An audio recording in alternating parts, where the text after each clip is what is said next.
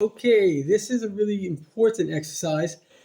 And effectively, it's to induce humility and the grandeur of God, and that changes everything. One of perhaps the greatest book on human suffering is the book of Job. And the poor fella really can't understand why he's been afflicted, which doesn't seem to make sense. He's such a great guy, he's sacrificing to God, he's always honest.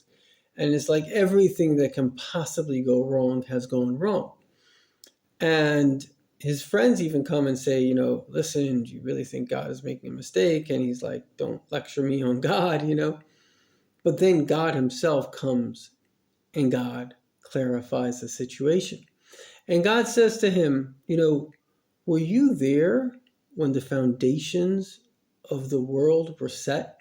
Imagine creating this globe. Just imagine that for a moment. It's a project. Someone made it.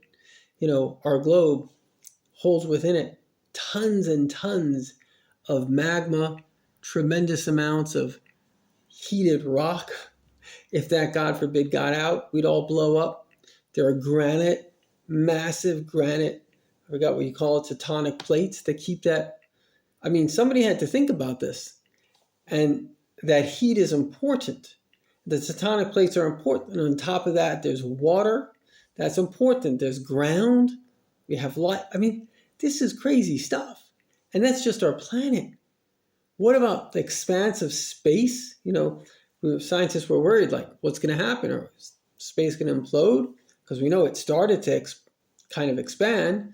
Turns out, Hubble Space Telescope, 10 years of data, that it's getting faster at the outside. It's a miracle. It's just continuously expanding, which actually Rashi says in the Torah, one of the commentators, God said, like, the rate of expansion should be such. What about this way light functions? It's a photon. It's there, but it doesn't overwhelm you. It's not like a brick, right? What about the way that this planet acts as a greenhouse and keeps in heat?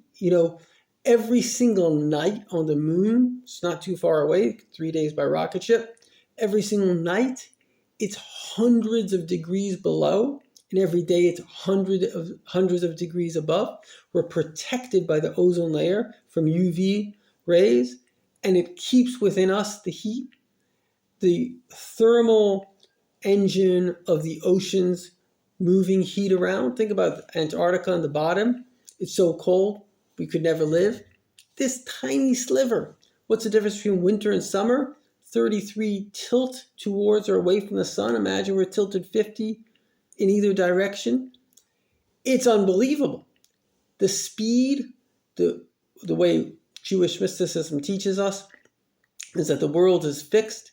And in fact, the entire universe, based on Einstein's theory of relativity, when two bodies are in motion to each other, you can't tell because they're in motion.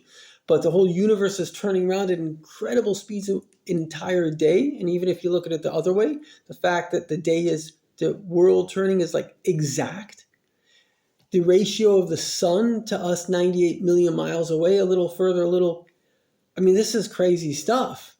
And we're not even scratching the surface of gravity. If water would go up at the same level as oxygen, we'd all be floating. Everything, millions and billions of miracles have been designed for you to live. And so, like, once you realize that, you're like, oh my God, I am questioning God. I'm not even I can't even call myself like a pebble compared to this mind. The mind that takes matter and makes that into DNA and then puts life into it, and then each DNA splits and splits and splits until you have this, until you have all the things it's like, we're questioning God. And that's actually the meditation. Because once Job realized, like, I can't question God, then he was able to accept, I don't know. Sometimes I just don't know. And that's okay. Let's do a meditation. Take a deep breath. Breathe in God and let go of your anxiety. Breathe in light and love and let go of your fear and pain. And breathe in joy and happiness and let go of misery and suffering.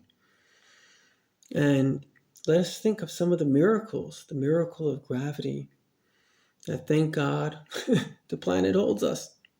If it was too much gravity, too little gravity, we'd be stuck, we'd be floating away. Thank God there's oxygen and nitrogen, carbon dioxide.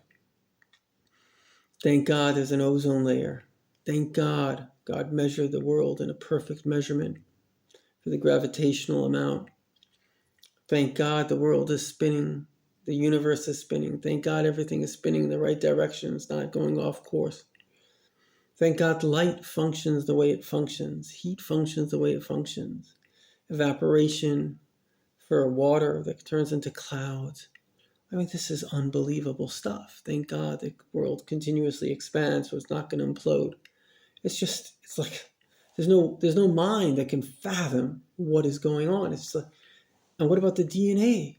We're made up of tiny, tiny particles, atoms, and they turn into people, into trees, and every living thing is made of 24 compounds. Who can mix these things and create a human? Who are we in the end of the day compared to this mind? Nothing. Absolute nothing. 2/3 of scientists believe in God. And I think it was, I forgot the name. Maybe it was Thomas Edison that said, like, the more I know, the more I believe. Einstein was a big believer in God. They saw the miracles. They realized how everything is a miracle. And the more we learn in science, the more we realize how amazing it is.